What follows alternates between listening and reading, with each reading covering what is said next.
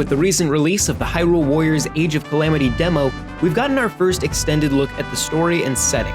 Along with that comes a very interesting possibility. It goes without saying, but just in case, technically what I'm about to say might be spoilers, but it's in the demo and you clicked on the video, so I suppose you've been warned. The demo opens presumably exactly how the full game does. We see the final moments of Calamity Ganon's rise as Link falls and Zelda's power is finally unlocked. All is exactly as it was in Breath of the Wild, but as Zelda's power kicks in, it activates the tiny Guardian we've seen in the trailers. The implication being that he was sitting inactive in a box in her room. Once activated, he seems to hear Zelda's plea to protect everyone and opens a portal into the past to do exactly that. Now, some of you are already asking exactly the question I am. Does this Guardian traveling to the past have the potential to create an alternate future? Upon meeting with Purah and Robbie, our heroes are able to find pictures stored within this Guardian showing the future he came from. The characters are then all aware of what happened in that future. So is this enough for them to avoid it? Now, for those worried that these events could make Age of Calamity a non-canon Zelda story, fear not. Thanks to the way time travel works in The Legend of Zelda, it is possible for both Breath of the Wild's future and an alternate future to exist in canon at the same time.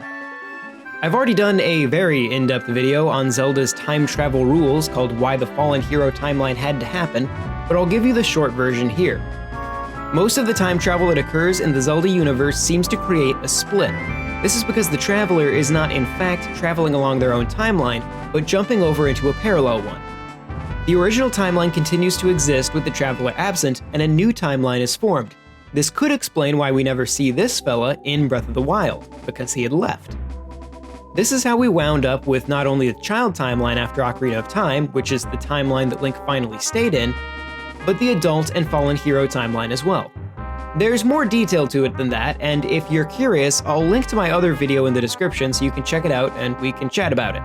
Of course, the alternative was that the Guardian was always there in Breath of the Wild's history as well. Something may happen at the end of Age of Calamity that sees him deactivated and placed in that box, destined to repeat the same futile effort over and over again. We'll just have to wait and find out, but I'd love to hear your theories, so let me know in the comments, and if you enjoyed this video, don't forget to subscribe.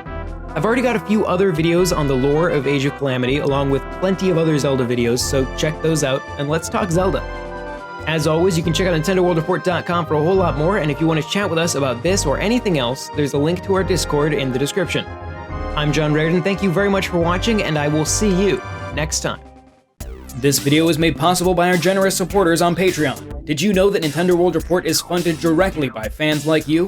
When you support Nintendo World Report on Patreon, you get immediate access to multiple exclusive podcasts every month, exclusive Discord channels, an early look at select content, and more, all for as little as $1 a month.